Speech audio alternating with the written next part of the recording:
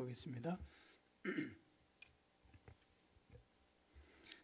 신약성경 에베소서 1장 1절에서 2절까지.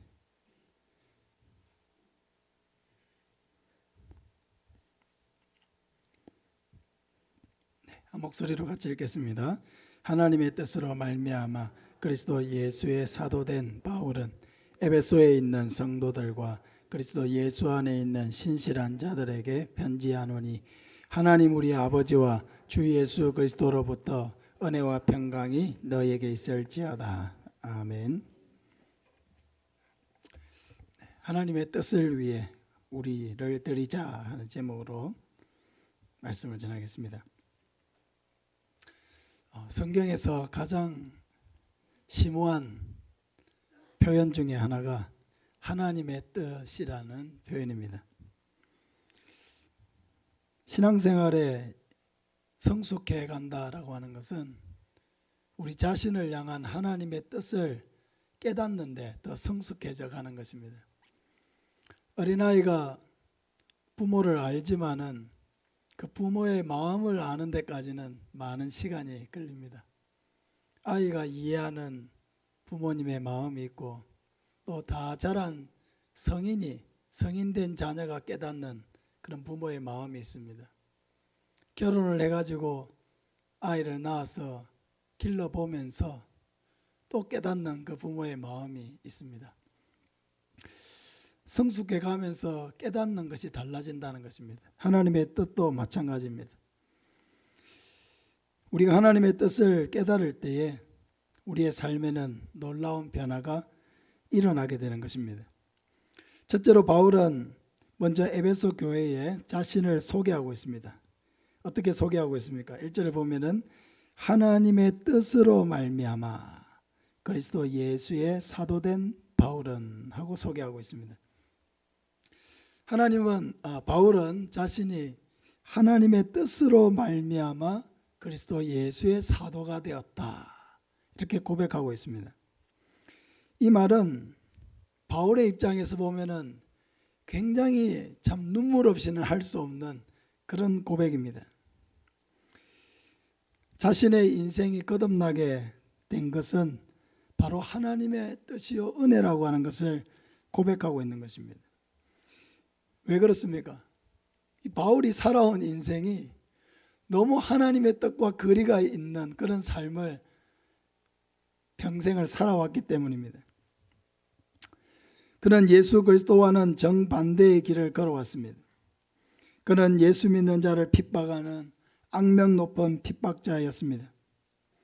그런데 그런 예수님을 대적하고 예수 믿는 자를 핍박하던 이 바울이 변화된 것입니다.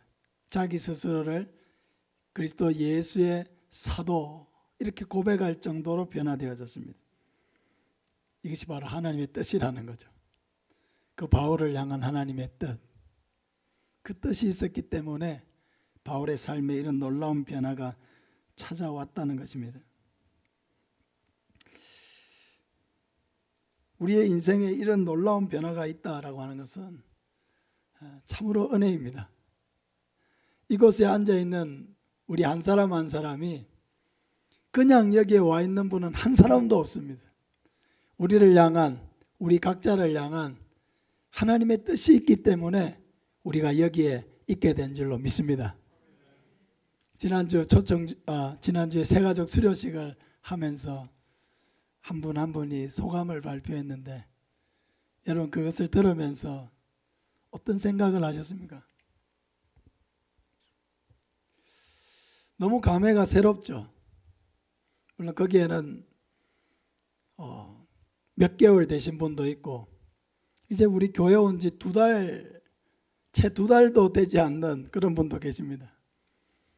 그런데 어떻게 그분들의 입에서 그런 아름다운 고백들, 그리고 이 자리에 서서 소감을 이야기할 수 있는, 이 자리에 있게 된 것, 예수 믿게 된 것, 교회에 나오게 된 것, 그것을 어떻게 감사하는 인생으로 바뀌게 되었을까? 누가 하셨습니까? 하나님이 하신 거죠. 하나님께서 그 뜻 가운데서 그 한 영혼을 불러주셨기 때문에 그런 일이 일어나는 것이지, 여러분, 사람이 잘 변하지 않는다는 것은 우리가 잘 알고 있죠. 의도적으로 여러분 누군가를 우리가 예수 믿게 할 수 있습니까? 복음은 전할 수 있지만은 그 사람을 예수 믿게 할 수는 없어요. 예수 믿게 하시는 것은 누굽니까? 성령님이 하시는 거예요. 하나님이 하시는 일이에요. 바울은 교회의 핍박자에서 이제는 핍박을 당하면서도 복음을 전하는 자로 변화되었습니다. 그는 교회의 파괴자에서 교회를 세우는 자로 변화되었습니다. 할렐루야. 바울의 인생에 이런 놀라운 인생 역전이 일어나게 된 것입니다. 고린도전서 15장 10절에 그러나 내가 나아된 것은 하나님의 은혜로 된 것이니 내게 주신 그의 은혜가 헛되지 아니하여 내가 모든 사도보다 더 많이 수고하였으나 내가 한 것이 아니 오직 나와 함께 하신 하나님의 은혜로라. 그 바울의 인생은 하나님의 은혜를 빼고는 도무지 설명할 수 없는 인생입니다. 하나님의 공의로 판단하자면 바울은 하나님의 징벌을 받아서 멸망받아 마땅한 그런 인생을 살아왔습니다. 왜?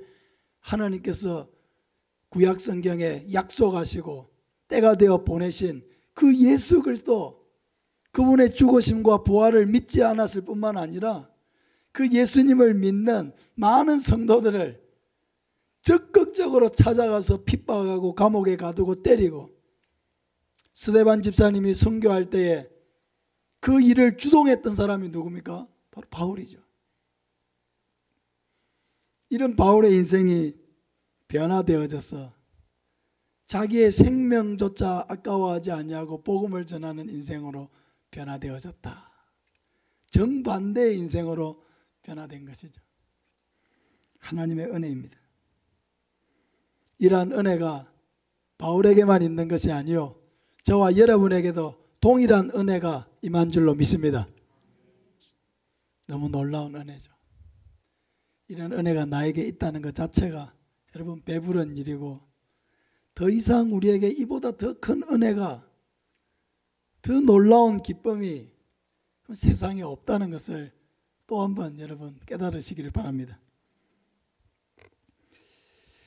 근데 하나님께서 이 바울을 구원하신 이유가 있었습니다. 두 번째로 바울은 자신을 구원하신 이유가 바로 복음을 위한 것임을 깨달았습니다. 1절에 한번 보면요, 하나님의 뜻으로 말미암아 그리스도 예수의 사도된 바울은 에베소에 있는 성도들과 그리스도 예수 안에 있는 신실한 자들에게 편지하노니 라고 했습니다. 제가 여러 번 설교하면서 반복하는 말이기도 하지만은 모든 사람은 이 두 가지를 만나야 된다고 했습니다. 첫째는 누구를 만나야 합니까? 따라합시다. 모든 사람은 예수님을 만나야 합니다. 예수님을 만나야 돼요. 모든 인생은. 그래야 거기에 죄의 용서가 있고 거듭남이 있고 영생의 선물이 있습니다. 그러나 또 하나 만나야 되죠. 무엇과의 만남입니까? 따라합시다. 예수 믿고 구원받은 사람은 사명과 만나야 합니다. 예수 그리스도를 만나셨습니까? 예수님을 믿습니까? 예, 좋습니다. 1차 통과입니다. 사명과 만나셨습니까? 하나님이 나를 왜 이 땅에 보내셔서 살게 하셨을까? 깨달으셨습니까? 그 사명과 만나야 합니다. 그래야 우리는 나에게 주신 이 열정, 에너지, 시간, 건강, 이건 무엇을 위해서 살아야 할지를 깨닫게 되는 거예요. 그래서 우리는 사명을 갈망해야 합니다. 아무도 이 자리에 그냥 살게 하시는 사람은 한 사람도 없습니다. 여러분, 모든 물건은 다 만든 자가 목적을 가지고 만든 거예요. 이 컵이라고 하는 사람을 누군가 만들었겠죠. 왜 이 컵을 만들었겠습니까? 물 마시라고. 이 목적을 가지고 만든 거예요. 그냥 만든 게 아니에요. 이런 휴대폰 하나 이걸 왜 만들었습니까? 전화하라고 만든 거죠. 근데 이 휴대폰을 가지고 여러분 전화만 하는 건 아니죠. 등도 가려울 때 이렇게 그럴 수 있잖아요. 근데 이 휴대폰을 전화하는 데 쓰지 아니하고 이 전화기를 사자마자 그날부터 이 전화기를 버릴 때까지 등만 긁는다고 한번 생각해 보세요. 얼마나 어리석습니까? 이 전화기로 할 수 있는 일이 얼마나 많은데 이걸 가지고 등만 긁고 있습니까? 답답합니다. 답답합니까? 안 답답합니까? 답답하죠? 근데 그런 답답한 인생이 너무 많아요. 우리 인생이 사명을 발견하지 못하면요, 휴대폰 가지고 등 꺾는 인생을 살 수 있다는 것입니다. 내 인생을 무엇을 위해서 하나님을 드려야 될지를 발견하지 못하니까 엉뚱하게 자꾸 내 몸을 쓰는 것입니다. 엉뚱하게 내 시간을 쓰고요, 엉뚱하게 내게 주신 은사와 달란트를 쓰고 내게 주신 지식을 쓰는 것입니다. 전혀 엉뚱한 방식으로. 여러분, 진심으로 사명과 만나고 싶은 마음이 있습니까? 내가 하고 싶은 일 이게 아니고요, 내가 이 땅 가운데 죽기 전에 난 이런 것을 이루리라, 내 꿈, 내 소망, 내 비전 이게 아니고 하나님의 꿈과 만나고 싶은 마음이 있습니까? 하나님의 비전과 만나고 싶은 마음이 있습니까? 나라고 하는 인생을 이 땅 가운데 보내시고 나를 죽기 전에 구원하지 않으시고 일찍 나를 이렇게 구원하여 주시고 그 남은 인생을 하나님은 무엇을 위해 살도록 하기 위해서 나를 부르셨을까? 그걸 깨달아야 되는 거예요. 그걸 사모해야 되는 거예요. 나를 향한 하나님의 그 뜻을 발견해야 되는 거예요. 여러분, 찾으면 뭐라고 하셨죠?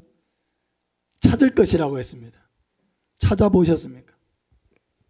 그냥 사는 게 아니고요, 그냥 살아야 되니까 살고, 결혼을 했으니까 살고, 아이가 나왔으니까 키우고, 또 때가 됐으니까 시집장가를 보내고, 이게 아니라 나라고 하는 이 인생, 왜 하나님이 나를 이 땅에 보내셨을까?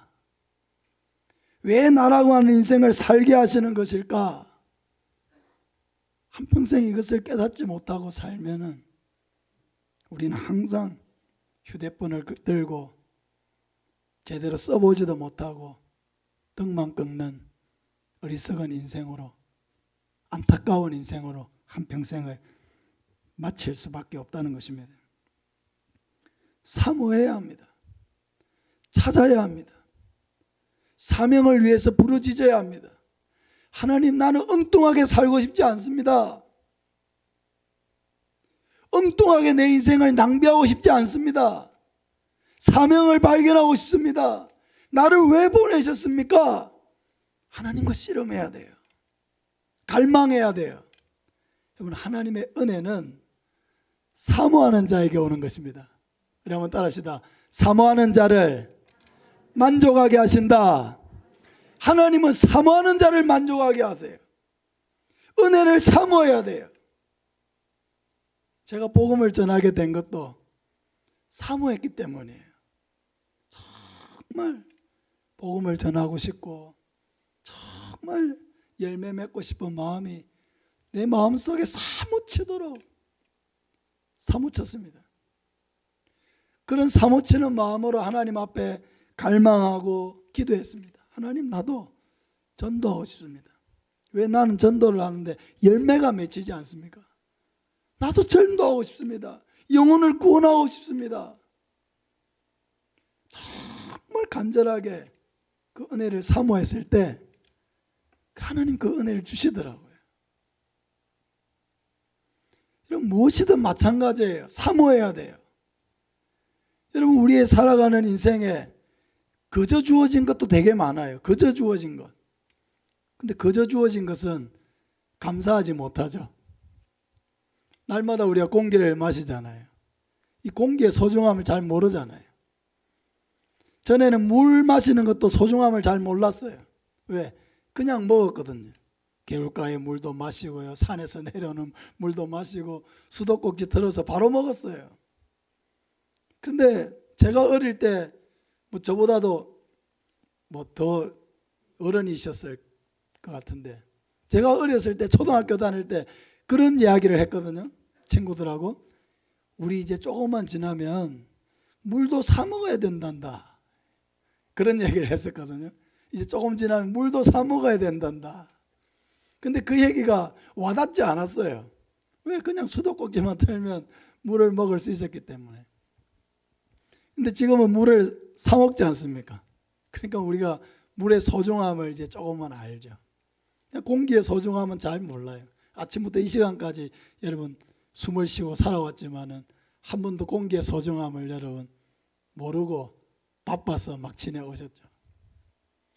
여러분, 뭐든지 거저 주어진 것은 그 은혜를 잘 모르고 감사를 잘 모릅니다. 그래서 하나님은 우리에게 그 은혜를 주시기 전에 사모하게 하시는 거예요. 사모하게 하시는 거예요.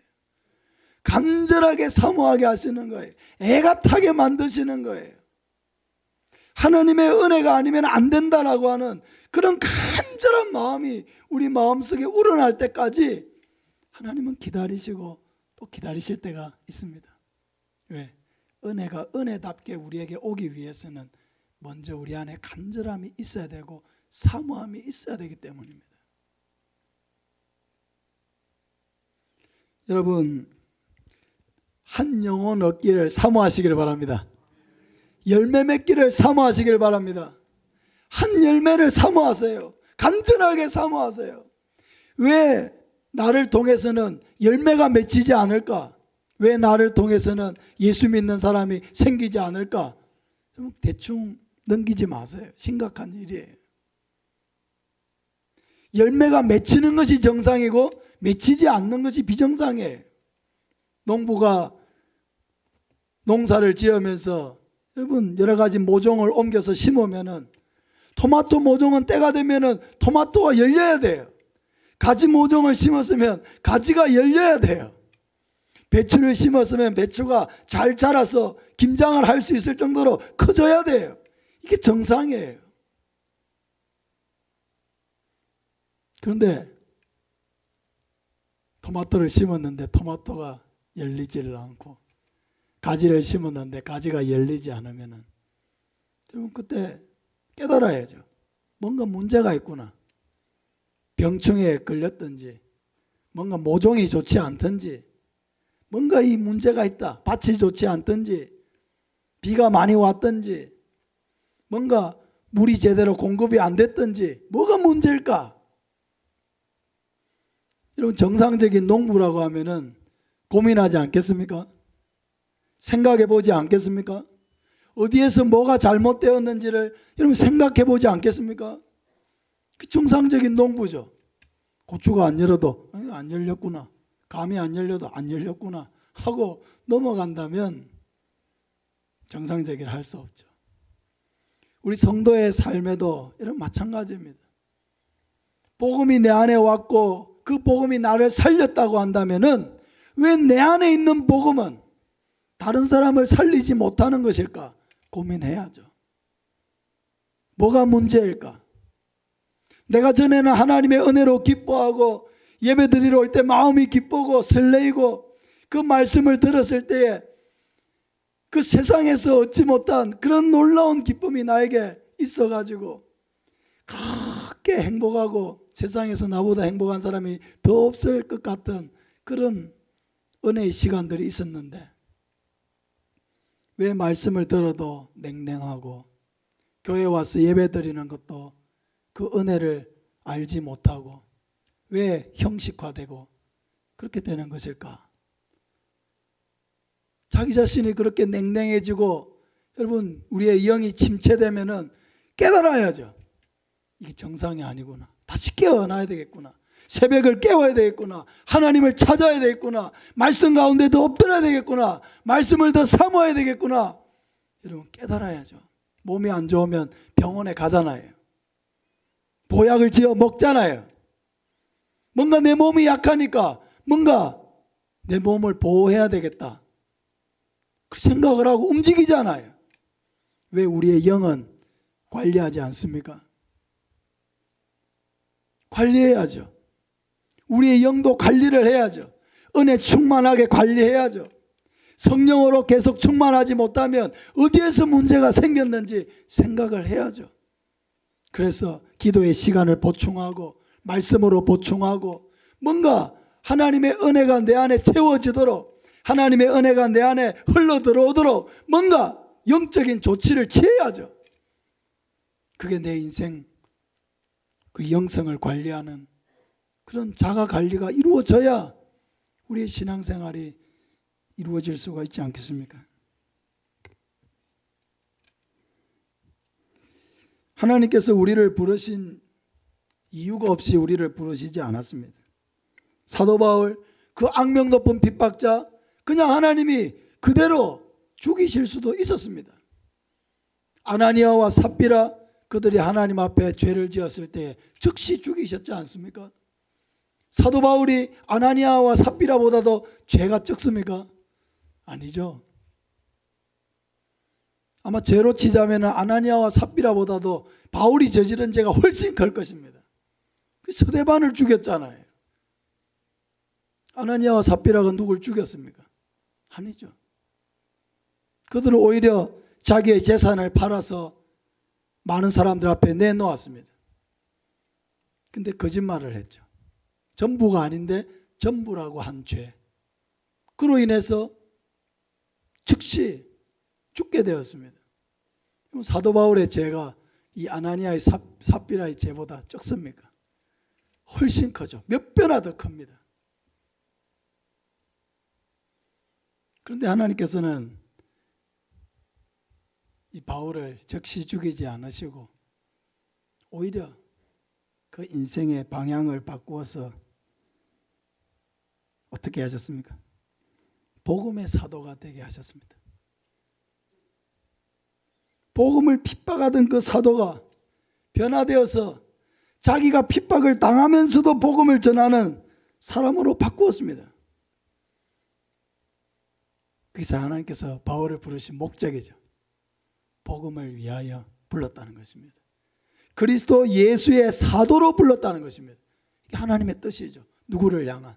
바울을 향한 하나님의 뜻입니다. 사도라고 하는 말은 보냄을 받은 이런 뜻이거든요. 보냄을 받은. 사도라고 하는 건 예수 그리스도의 사도라고 하면 예수 그리스도로부터 보냄을 받은 자 이런 뜻입니다. 예수 그리스도로부터 보냄을 받은 자. 왜 보냄을 받았습니까? 무엇을 위해서 보냄을 받았습니까? 복음을 위해서 보냄을 받은 거죠. 영혼 구원을 위해서 보냄을 받은 거죠. 그래서 사도 바울은 이 서신서를 기록할 때 항상 자신이 사도라고 하는 이 자기의 정체성, 나는 보냄을 받은 자다. 내가 나서서 가는 사람이 아니고 예수 그리스도가 나를 택하여 복음을 위하여 보내셨다 하는 이 자기 정체성이 분명했습니다. 로마서 1장 1절에도 예수 그리스도의 종 바울은 사도로 부르심을 받아 하나님의 복음을 위하여 택정함을 입었으니 라고 했습니다. 자기 자신은 사도다. 사도로 부르심을 받았습니다. 무엇을 위하여? 하나님의 복음을 위하여 나는 택정함을 입었습니다. 이게 바로 사도 바울이 발견한 자기 사명이죠. 하나님이 왜 나를 부르셨는가? 복음을 위해 부르셨다. 이게 바로 사도 바울은 예수님도 만났고 또 뭐와도 만났습니까? 사명과도 만났죠. 사명을 만나야 인생이 선명해집니다. 여러분, 사명을 만나야 인생이 단순해집니다. 사명을 만나야 그 인생이 투명해집니다. 사명을 만나야 그 사람이 무엇을 하고 있는지 알 수 있습니다. 사도 바울을 보세요. 막 살았어요. 사도 바울이 한 인생을 살았어요. 부활하신 예수님을 만나고 남은 인생을 부지런히 살았습니다. 근데 사람들이 바울은 뭐 하면서 살았나? 모르지 않죠. 다 알고 있습니다. 왜요? 그는 예수 그리스도를 만난 이후에 줄곧 변함없이 계속해서 오직 복음만을 위해서 살았습니다. 복음을 위해서 핍박받고, 복음을 위해서 많은 지역을 찾아가고, 복음을 위해서 많은 교회들을 세우고, 복음을 위해서 돌에 맞고, 복음을 위해서 감옥에 갇히고, 복음을 위해서 제자들을 양육하고, 복음을 위해서 이 많은 편지들을 기록하고, 복음을 위해서 그는 굶고, 복음을 위해서 피곤한데도 쉬지 못하고, 복음을 위해서 그는 자기의 모든 에너지를 다 쏟았습니다. 바울의 인생이 왜 이렇게 선명합니까? 그 인생이 왜 이렇게 단순합니까? 분명한 사명을 깨달았기 때문이죠. 사명과 분명하게 만났고 자기를 왜 부르셨는지가 너무 분명하니까 바울은 다른 걸 위해서 살 수가 없는 거예요. 여러분, 바울이 돈을 벌 수 있는 재능이 없었습니까? 재능 많아요. 저도 목사님들 동기들이 많아요. 같이 이렇게 풋살하면서 운동하는 목사님들이 있어요. 대단해요. 그분들이 다 석사고요. 또 공부를 좀 더 하신 분들은 또 다 박사예요. 근데 많은 분들이 최저임금 수준의 사례도 받지 못하고 사역하고 있어요. 대부분이.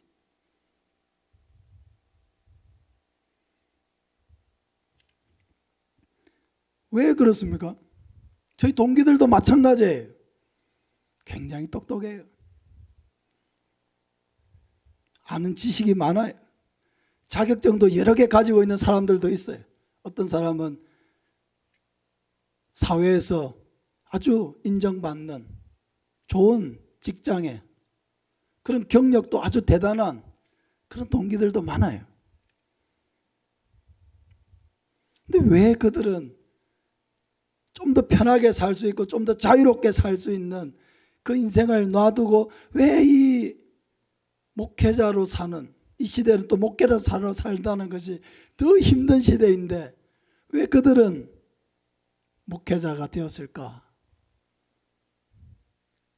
그 바로 사명을 깨달았기 때문이죠. 하나님께서 나를 이 사역을 위해 부르신다는 것을 깨달았기 때문이죠. 그러니까 다른 것을 위해서 살 수가 없는 거예요. 자기의 능력이 있고 재능이 있고 많은 것을 가지고 있지만은 다른 것을 위해 살 수가 없는 거예요. 왜? 하나님이 나를 이 복음을 위해서 부르셨다는 것이 너무 분명하니까.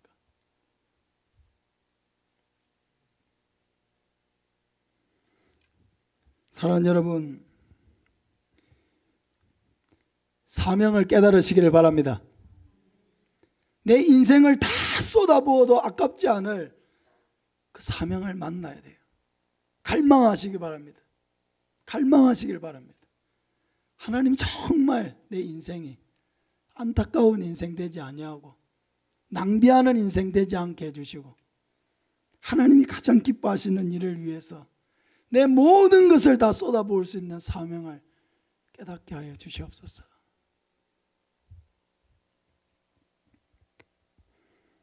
이번 초청주일 하면서 정말 저는 많은 은혜를 누리고 있습니다.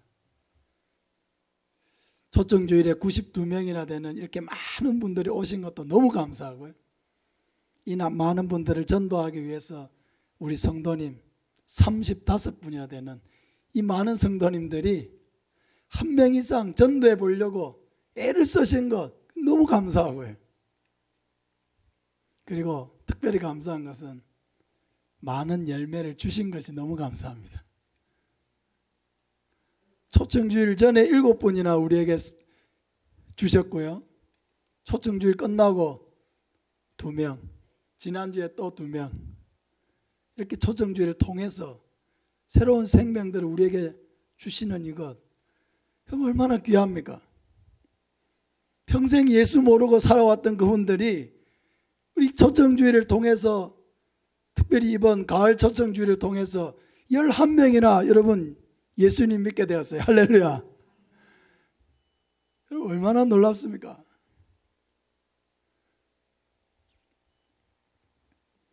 저는 요새 그래서 배가 안 고픕니다. 행복해요.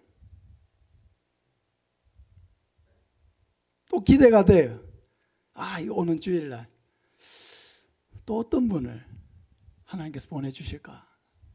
막 기대가 돼요. 왜? 심었기 때문에. 우리 열심히 심었잖아요.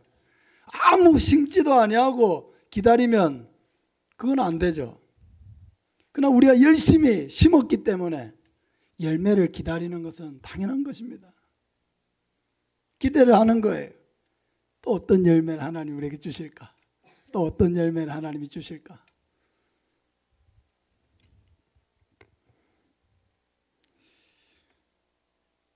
특별히 이번 초청주의를 앞두고는 가족들을 위해서 많이 기도했거든요. 가족 전도가 이루어질 수 있도록 많이 기도했습니다. 구체적으로는 3가정 이상 회복될 수 있도록 기도했었거든요.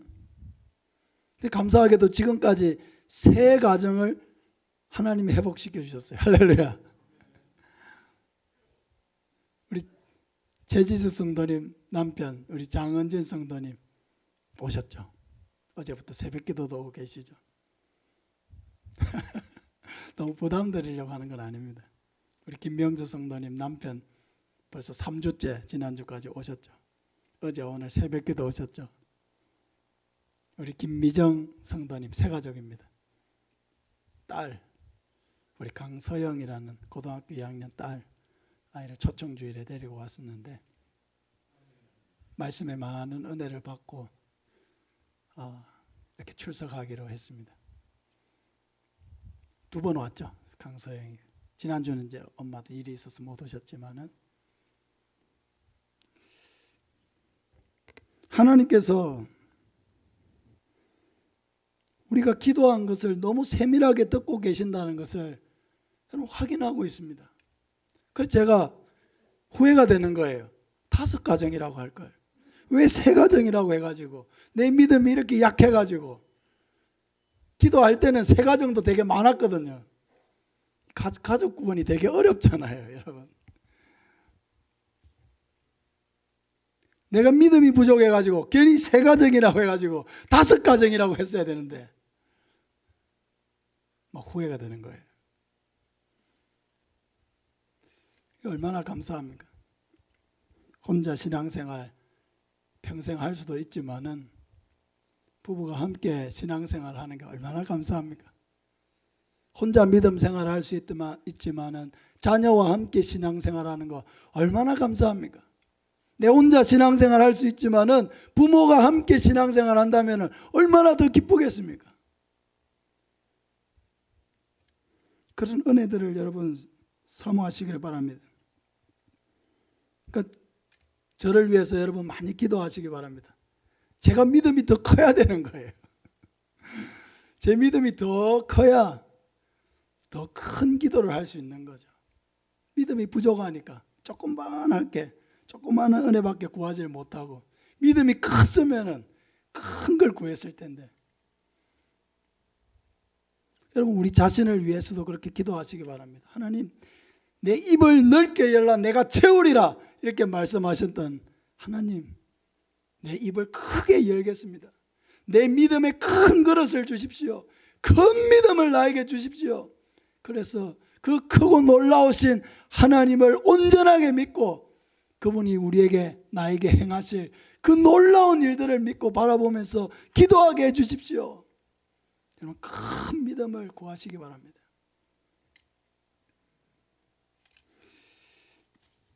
바울은 복음을 위해서 이렇게 하나님이 택하신 것을 알았고 그것을 위해 자신을 온전히 드림으로 그의 인생이 놀라운 인생, 하나님이 영광을 드러내는 인생, 모든 사람에게 존경받는 인생, 높임을 받는 인생, 많은 사람에게 영감을 주고 그 인생을 변화시키는 인생, 그런 놀라운 인생이 되었습니다. 그는 비록 이 땅에 살면서 우리처럼 좋은 차를 타고 다니지도 않았습니다. 좋은 집에 살아본 적도 없습니다. 맛있는 음식을 여유롭게 먹어본 일도 없습니다. 좋은 옷을 입고 다녀본 일도 없습니다.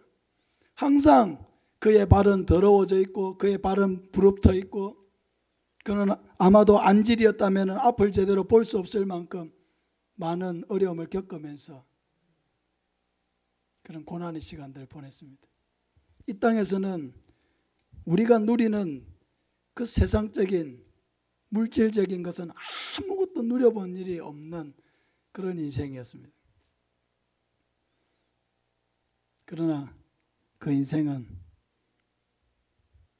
2000년이 지난 지금까지도 보석같이 빛나고 있습니다. 사랑하는 여러분, 다니엘서 12장 3절에 많은 사람들을 옳은 길로 돌아오게 하는 자는 별과 같이 빛나게 하신다는 하나님의 말씀이 여러분 바울의 인생에 그대로 성취되지 않았습니까? 우리도 이렇게 많은 영혼을 하나님께로 돌아오게 함으로 별과 같이 빛나는 하나님께 귀하게 쓰임받는 저와 여러분 되시기를 예수님의 이름으로 축복합니다. 우리 같이 한번 기도했으면 좋겠습니다.